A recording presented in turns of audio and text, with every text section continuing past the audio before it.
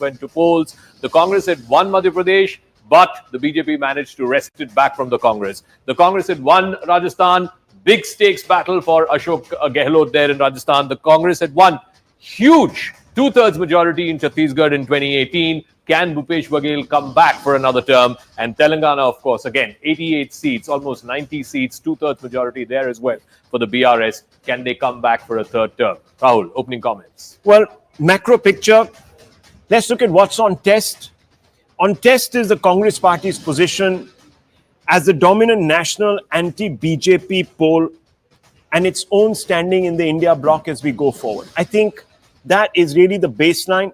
For the BJP, once again, this is an hour of looking at whether the Prime Minister and the over-reliance on the Prime Minister is going to actually make that difference for them, or are they going to sorely miss projecting some important leaders in Rajasthan, in Madhya Pradesh, even in Chhattisgarh, and of course, not having built that sort of second line because they've had to draft in, as you know, several of their big heavyweights to come out there and try to push them across that finish line. So those are the three things. And of course, which we'll get into, the 7 M's of this election. He's been obsessed with the 7 M's for a while now. But with that, let's get back to the helicopter view with my colleague Ananda Suman. Well, I've got the top-down view. They're saying they're looking at it bottoms up. And then we also have the grassroots with Aman and Pallavi. We'll get to that.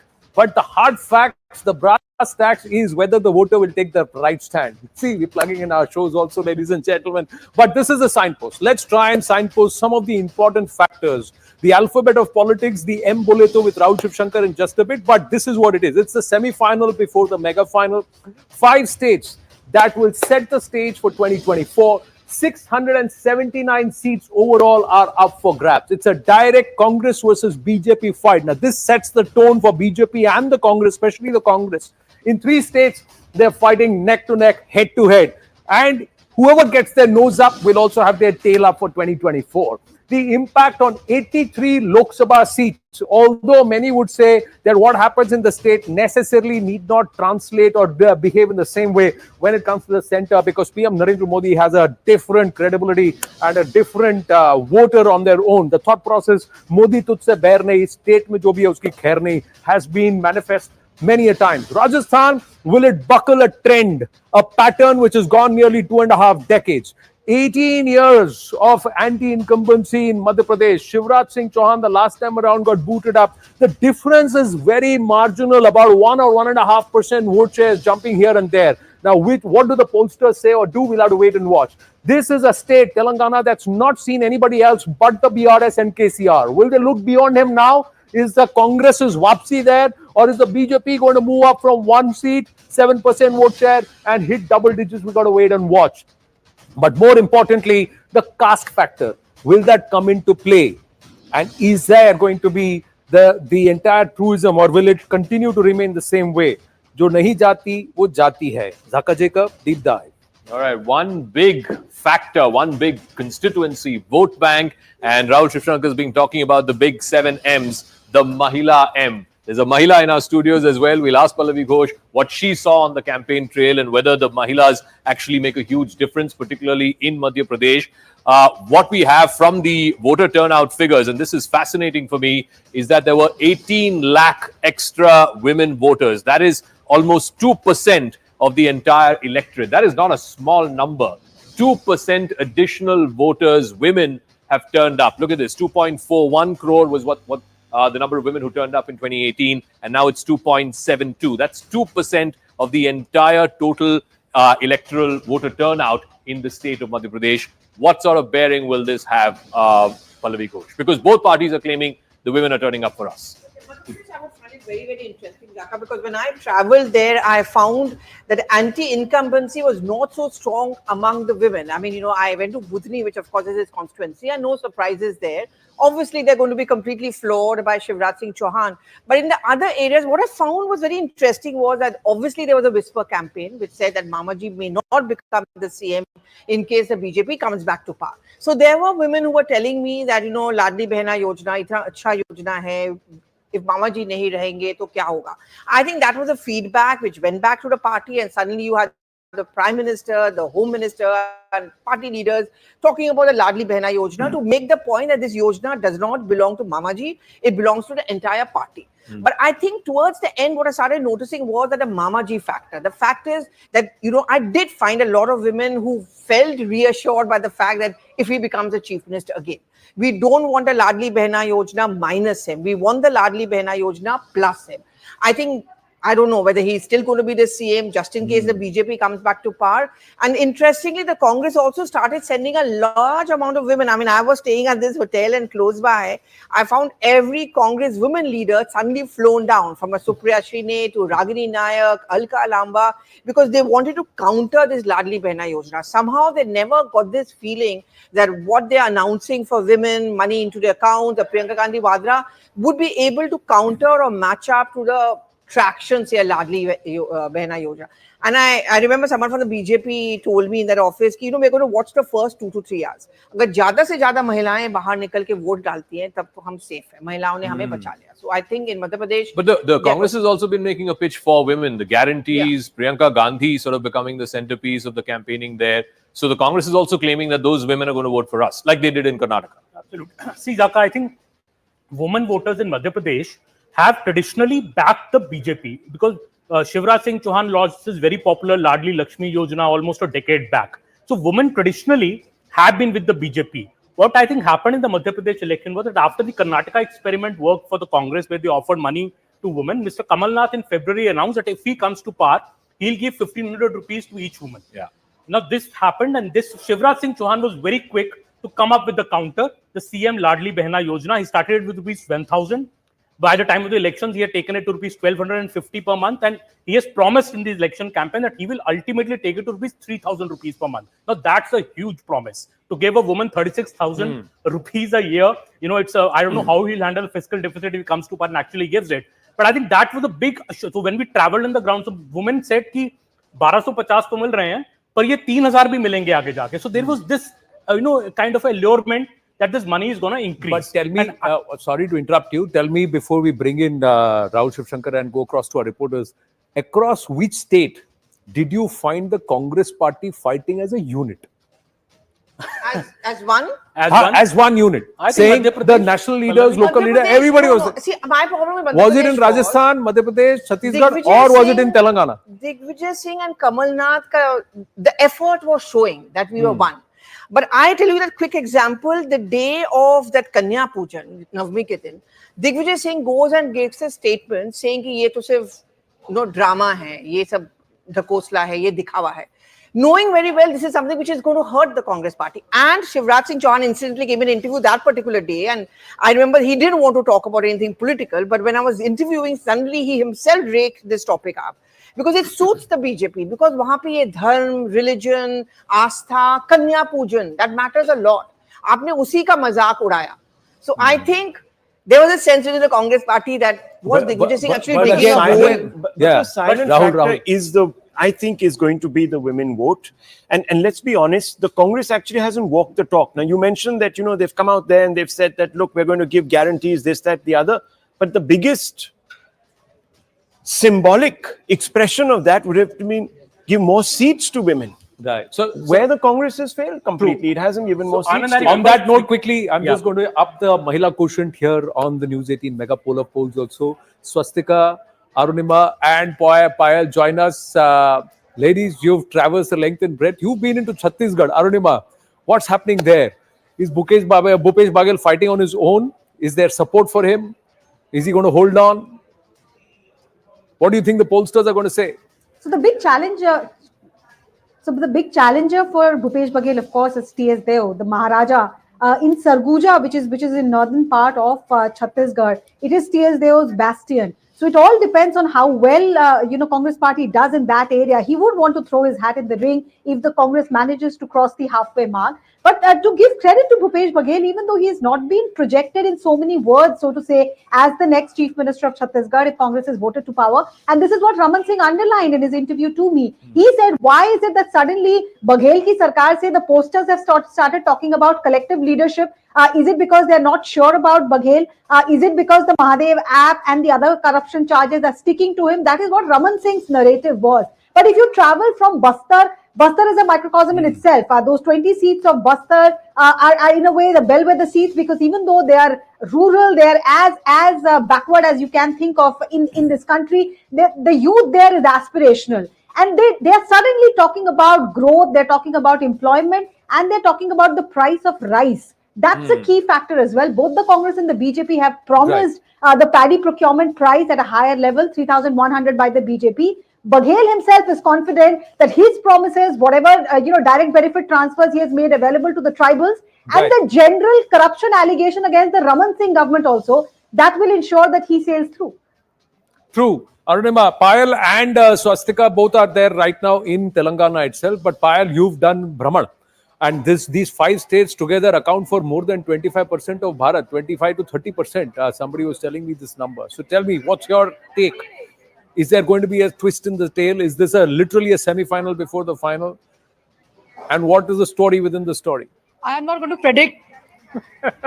I'm not going to predict anything as far as this Telangana elections are concerned. Anand, you were just speaking about the women vote. I'm right now with one of the tallest BJP leaders, in the BRS. Beg your pardon, the biggest leader in the BRS poll, K. Kavita, and it's boiled down to divine intervention right now. She's currently come to a Devi temple to pray for her chances for our party.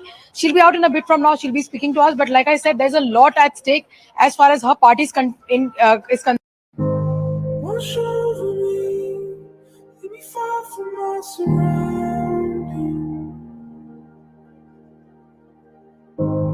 Take over me, over every rushing. For the last 48 hours, including 48 minutes ago, and they are very, very confident that they will come to double figures, over there over here in Telangana. If the BJP is able to get double figures, then the game becomes even more interesting, because the BJP will not ally with the BRS, the BJP will not ally with the Congress. So where will the BJP votes go and who will it benefit? That remains to be seen. Well, Swastika, quick update at your end. Do you see the winds of change blowing across Telangana? You've cast your vote too. Well, I'm not going to hazard a guess. Yes, I did. Here it is. I'm not going to hazard a guess but I can tell you that this is going to be a neck and neck fight between the BRS and the Congress. I want to add a little bit about the Congress here. In fact, just a year ago, it so seemed that the BJP was the principal opposition to the BRS here. But things have changed post Karnataka, and a resurgent Congress under the leadership of Revanth Reddy with their 6 guarantees seem extremely confident. Women, of course, going to be a deciding factor. Muslim voters too. In Hyderabad, it's the bastion of the Owaisis. But if you go beyond Hyderabad, there is no Owaisi factor predominantly. Muslims en masse have voted for BRS. But the fear is that this time around, the minority voters could be perhaps looking at the Congress, and that, in my view, could be a game changer for any party. Besides the fact that the welfare schemes, whether it is the BRS and the Congress with its 6 guarantees, what seems to be resonating well on the ground is the fact that voters are very much aware of what they're going to get from which party. And I think as far as Telangana is concerned, it's definitely going to be an interesting fight. Yeah, it clearly will be, and it doesn't look like a runaway mandate. Whoever will perhaps just get across the line, and it will be a clear case of the first past the post. Now, bringing it back, well done, ladies, and phenomenal coverage that you've kept the entire network, especially CNN News 18, right up ahead in our coverage of these 5 state elections. Bringing it back into the studio with a quick check on these numbers, and let's talk about this. What does this imply? A historical voter turnout. Now, in 2018, the voter turnout that was doing the rounds in Rajasthan, they voted the Congress in with a 74.7% voter turnout. This time it's gone up to 75.4%. What does that mean? Sarkar badlegi, yeah, it is perhaps an incumbent mandate. Same way, if you look at Madhya Pradesh, 75.6%, again they voted the Congress in. Sarkar badli, beech mein a lot of things happened because of Jyotiraditya Scindia, but many say that he may just be that factor, that Gwalior Gonda area could be the factor where things may not work for the BJP. But this time, look at the voter turnout, 77.1%, as Zaka was explaining. A lot of it because of the Mahila voter coming out in huge numbers, nearly 2% added to that voter turnout by the Mahila itself. And quickly, let's look at Chhattisgarh. Chhattisgarh again, 76.4%, 74.9%. So it's actually a drop, a 2% drop. Does that change things? Does that mean there is something happening there? And right now, till 3 p.m., it is 51.89% in Telangana. Overall 23, 2018 it was 73.7. So clearly the trends show that this will breach that number. Looks like it. I think It will it might come be to about closer to the 75%. 75. And if you Look look at at Mizoram again, similar numbers like the last time around. So how would you people read high voter turnout, anti-incumbency, pro-incumbency, or there is no psephological correlation between high or low turnouts and the eventual verdict on the ground. It doesn't mean that if there's a higher turnout, the chances of new voters coming in to vote out the incumbent increase. No, there is no such data.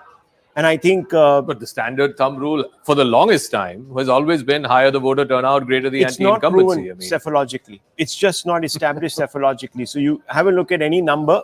Bengal. And Bengal being one example. Voter Bengal, turnout increased, Gujarat, Maharashtra came back to power. Gujarat? Gujarat. What but what I'm trying to say is that there is no psephological, there are enough cases going the other way.